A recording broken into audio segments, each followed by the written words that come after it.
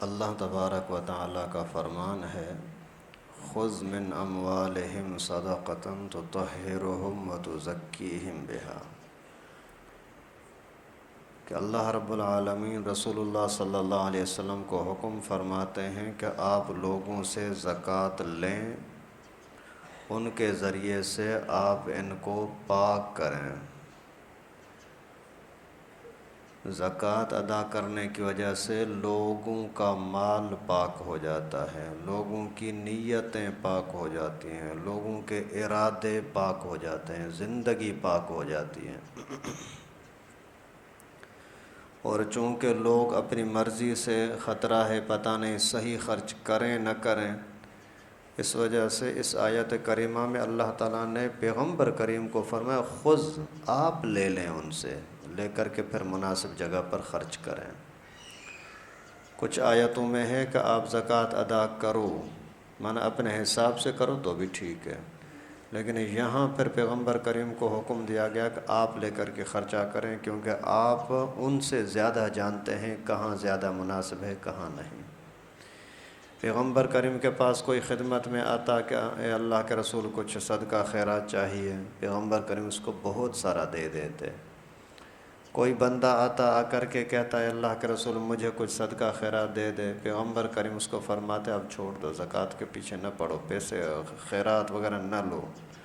مقصد یہ ہے کون حقدار ہے کون نہیں ہے وہ تو اللہ کے نبی صلی اللہ علیہ وسلم کو ان کے حالات سے معلومات تھی،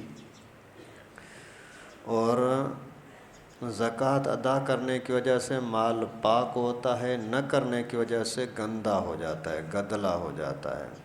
جب گندا مال آپ خود اپنے گھر میں رکھو گے، اپنے بچوں کو کھلاؤ گے، تو پھر گھر کے اندر برکت نہیں آئے گی۔ زکوٰۃ ادا کرنے میں برکت ہے، نہ کرنے میں مصیبت ہے۔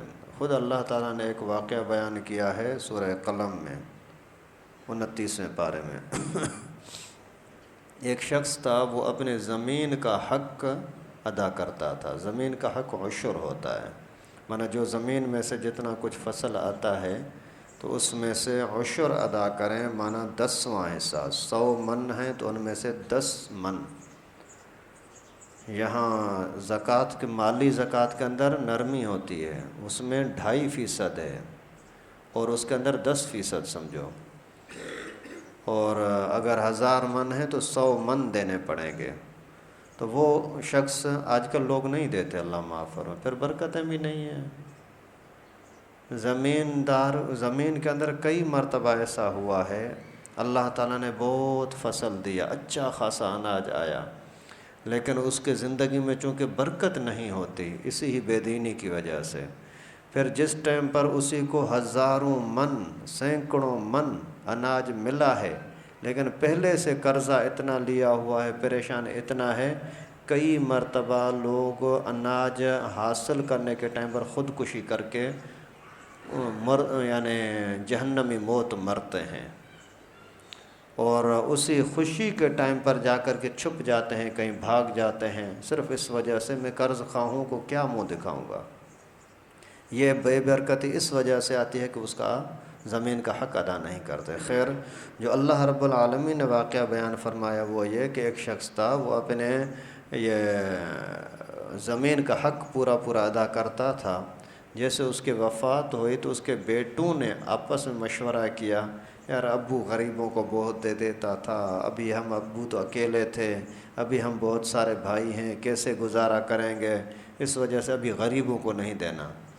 ایک بھائی نے ان کو سمجھایا کہ بھائی یہ زمین اللہ کی ہے، اللہ کا حق ہے، ابو کا طریقہ بھی تھا، غریب بیچاروں کی امیدیں ہیں، ان کو دینا چاہیے۔ خیر دوسروں نے نہ مانی، آخر انہوں نے مشورہ یہ کیا کہ آدھی رات کو صبح کو سویرے جب ان کو غریبوں کو مسکینوں کو پتہ ہی نہ لگے تو ہم جائیں فصل پر، اناج کاٹ کر کے اور پورا گھر میں چھپا دیں، پھر جب وہاں کوئی اناج دن کو روشنی میں نظر ہی نہیں آئے گا تو کوئی کیسے آئے گا۔ یہ مشورہ کر کے جیسے نکلے، وہاں جا کر کے ادھر ادھر اپنے زمین پر پہنچے، دیکھا کہ زمین پر تو کچھ ہے ہی نہیں۔ ارے کیا ہو گیا، بھول گئے ہیں کیا، کوئی اور راستہ ہے کیا؟ ہاں یار بھول گئے، چلو ادھر چلے ادھر چلے، ادھر ادھر گھومتے رہے، پھر ان کو یقین ہوا، تب تک روشنی بھی ہو گئی، ارے ہمارا فصل، ہماری کھیت اللہ نے ہم سے چھین لی، گویا کہ وہاں فصل اور کھیت تھی ہی نہیں۔ پھر توبہ استغفار کے رونے لگے، چلانے لگے۔ مقصد یہ ہے کہ جو اللہ رب العالمین کا حق ہے وہ ادا کرنے میں برکت ہے، نہ کرنے میں مصیبتیں ہوگی۔ اسی طرح سے آج کل بھی جو بندہ زمین کا حق ادا نہیں کرتا تو اللہ تعالیٰ کی طرف سے پکڑ آئے گی، ہو سکتا ہے دنیا میں آ جائے، ہو سکتا ہے آخرت میں آ جائے۔ اور دنیا میں پکڑ آ جائے یہ آسان ہے، یہ ہلکا عذاب ہے، آخرت کی پکڑ بڑی سخت ہے۔ اگر کوئی بندہ دنیا کے اندر حق نہیں ادا کرتا اور اس کی پکڑ ہو گئی، کوئی بیماری ہو گئی، کچھ بھی ہو گیا، پھر توبہ کر لی تو یہ اس کے لیے کوئی راستہ ہے۔ لیکن اگر دنیا میں توبہ نہیں کی اور پکڑ نہیں ہوئی تو یہ گھمنڈ کے ساتھ چلتا رہے گا، اس کو احساس ہی نہیں ہوگا، پھر آخرت کی پکڑ بڑی سخت ہوگی۔ اللہ تعالیٰ سب کی حفاظت فرمائے۔ اسی طرح سے مالی لحاظ سے زکوٰۃ ادا نہیں کرو گے، بیماریاں بھی آئیں گی، فصل خراب ہوگا، کاروبار خراب ہوگا، کئی قسم کی پریشانیاں آئیں گی۔ اور ہے بھی مختصر، کوئی بڑا لمبا چوڑا حساب بھی نہیں بھائی، 2.5% دینے کے اندر کون سی بڑی بات ہے؟ ویاپار کا سامان ہے، صرف 2.5% دے دو، وہ بھی تھوڑا، اگر چھوٹا موٹا پیسہ ہے تو وہ آپ کو اپنے استعمال میں لاؤ، ضرورت نہیں زکوٰۃ دینے کی۔ لیکن اگر بڑا پیسہ ہے پھر تو دو، پورے صاحب نصاب بن گئے۔ صاحب نصاب کا مقصد یہ ہے کہ آپ کے پاس ویاپار کا سامان یا نقد پیسے اتنے ہیں جو 52.5 تولہ چاندی کے برابر ہو سکتے ہیں، پھر زکوٰۃ دینی ہوگی۔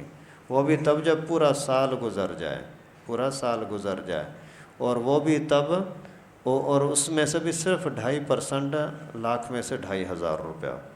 اگر صرف سونا ہے اور کچھ بھی نہیں ہے، صرف سونا ہے، جو آج کل ایسا ہوتا نہیں ہے کہ صرف سونا اور کچھ نہ ہو، ایسا نہیں ہوتا، ہر گھر میں پیسے تو ہوتے ہی ہے نا، کچھ تھوڑے بہت تو ہر گھر میں پیسے ہوتے ہیں۔ سونا تو لے کر کے روٹی لینے کے لیے نہیں جاؤ گے نا، بازار میں سامان لینے کے لیے پیسے چاہیے، تو پیسے بھی ضرور ہوتے ہیں، سونا بھی ضرور ہوتا ہے۔ اگر صرف سونا ہو اور کچھ نہیں ہے تو جب تک 7.5 تولہ سونا نہیں بنے گا تب تک زکوٰۃ نہیں ہے۔ لیکن اگر سونے کے ساتھ ساتھ نقد پیسے بھی ہیں تو پھر سونے کی، پیسے کی، دونوں کی قیمت ملائیں گے، اگر 52.5 تولہ چاندی کے برابر ہو جاتی ہے تو پھر زکوٰۃ فرض ہے، سال گزرنا ضروری ہے۔ اور 52.5 تولہ چاندی کی آج کے زمانے میں جو قیمت ہے وہ 1,20,000 روپیہ، یعنی 1,15,20 کے لگ بھگ اگر آپ کے پاس پیسے ہیں ویاپار کے، مثال کے طور پر آپ کے پاس 2 بکرے ہیں بیچنے کے لیے، کاروبار کی نیت سے لیے ہیں، 50-60 ہزار روپے کے کوئی پرندے ہیں، 10-20 ہزار روپے کی اور کوئی کیبن وغیرہ آپ کی ہے، یا اسی طریقے سے کوئی موبائل آپ نے بیچنے کے ارادے سے رکھا ہے، استعمال کے ارادے سے نہیں، بیچنے کے ارادے سے رکھا ہے، تو اس طریقے کی چیزیں ساری ملا کر کے اگر 1,15,000 روپے، 20,000 روپے ہو جاتے ہیں تو آپ کو اس میں سے زکوٰۃ ادا کرنی ہوگی، جو بھی ویاپار کا سامان ہو۔ اور اگر ویاپار کا نہیں ہے، نقد سونا ہے، چاندی ہے، نقد پیسے ہیں، تو بھی یہی حکم ہوگا۔ لیکن اگر BC وغیرہ آپ نے ڈالی ہوئی ہے تو اس کے بھی جتنے پیسے آپ جمع کر چکے ہو وہ بھی حساب لگانا پڑے گا۔ آپ کا کسی پر قرضہ ہے اس کا بھی حساب لگانا پڑے گا۔ مثال کے طور پر BC آپ کی 20,000 روپے آپ BC میں جمع کر چکے ہیں، 50,000 روپے آپ کے کسی پر قرضہ ہے، اور یہ 70,000 روپے ہو گئے، 50,000 روپے کا آپ کے پاس گھر میں بیلنس پڑا ہوا ہے، سارے ملائے تو یہ بن گئے 1,20,000، زکوٰۃ دینی ہوگی۔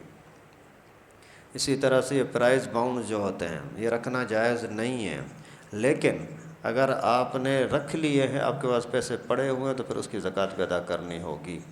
اور اسی طریقے سے یہ زیورات جو استعمال کا سونا ہوتا ہے اس کے اوپر بھی زکوٰۃ واجب ہے۔ پیغمبر کریم صلی اللہ علیہ وسلم نے عورتوں کو دیکھا کہ ان کے ہاتھوں میں چوڑیاں پہنی ہوئی تھیں، معنی استعمال کی تھیں، اس کے باوجود فرمایا کہ اس کی زکوٰۃ ادا کرو۔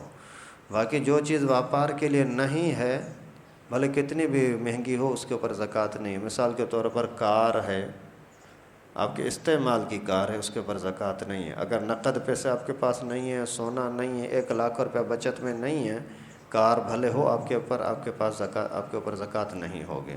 اسی طرح سے موٹر سائیکل وغیرہ ہے، مکان ہے، اگر مکان آپ کے ذاتی رہائش کا بھلے 20-30 لاکھ 50 لاکھ کا ہو، اس کے اوپر زکوٰۃ نہیں ہے۔ لیکن اگر مکان فروخت کرنے کے व्यापार کے ارادے سے خریدا ہے، کوئی پلاٹ خریدا، بہت سارے لوگ پلاٹ خرید کر کے رکھ دیتے ہیں، خریدنے کے ٹائم پر اگر آپ کا ارادہ یہ ہے کہ میں اس کو بیچوں گا جب مہنگا ہوگا، تو ہر سال زکوٰۃ دینی پڑے گی۔ گزشتہ سال مثال کے طور پر آپ نے 1 سال وہ خریدا 10 لاکھ روپیہ، 10 لاکھ روپے کی زکوٰۃ دینی ہوگی ہر سال میں۔ لیکن دوسرے سال اسی پلاٹ کی ویلیو دیکھو، اگر اس کی قیمت 20 لاکھ ہے تو 20 لاکھ کی زکوٰۃ دینی ہوگی۔ پھر اگلے سال اگر 5 لاکھ اور بڑھ گئی تو پھر اور زیادہ زکوٰۃ ادا کرنی پڑے گی۔ اسی طریقے سے اور مکان کا بھی یہی حکم ہے۔ اور گاڑی وغیرہ اگر بیچنے کے لیے خریدی ہے تو بھی اس کے اوپر زکوٰۃ ہوگی، اگر اپنے چلانے کے لیے تو اس کے اوپر زکوٰۃ نہیں ہے۔ اگر آپ نے کوئی مکان ہے، دکان ہے، خریدا ہے بیچنے کے لیے نہیں، کرائے پر چلانے کے لیے، تو پھر اس کے اوپر بھی زکوٰۃ نہیں ہے، کرائے پر چلانے کے لیے زکوٰۃ نہیں ہے۔ آپ کی کشتی کاروبار ہے، بھلے 20 لاکھ روپے کی ہو، اس کے اوپر زکوٰۃ نہیں ہے۔ لیکن اگر وہ کشتیوں کا آپ کاروبار کرتے ہو، ایک خریدی دوسری خریدی، دے رہے ہو لے رہے ہو، پھر ہر کشتی کے اوپر زکوٰۃ ہوگی۔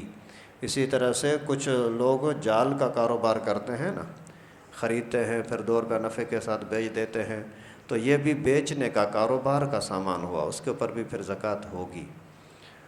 اور خیر اس طرح سے لمبے تفصیلی مسائل ہیں، جو ہمارے ذہن میں آئیں گے آپ کو بتاؤں گا، باقی جس کو اپنے پوچھنے ہیں وہ پوچھ لیا کریں، اور اللہ تعالیٰ سے توفیق مانگیں کہ جتنا حق اللہ تعالیٰ کا، غریبوں کا، حقداروں کا ہمارے اوپر آئے، وہ صدق کے دل سے بڑی خوشی کے ساتھ، بڑی رضامندی کے ساتھ اللہ تعالیٰ اسی کو ادا کرنے کی توفیق نصیب فرمائے۔ وآخر دعوانا ان الحمد للہ رب العالمین۔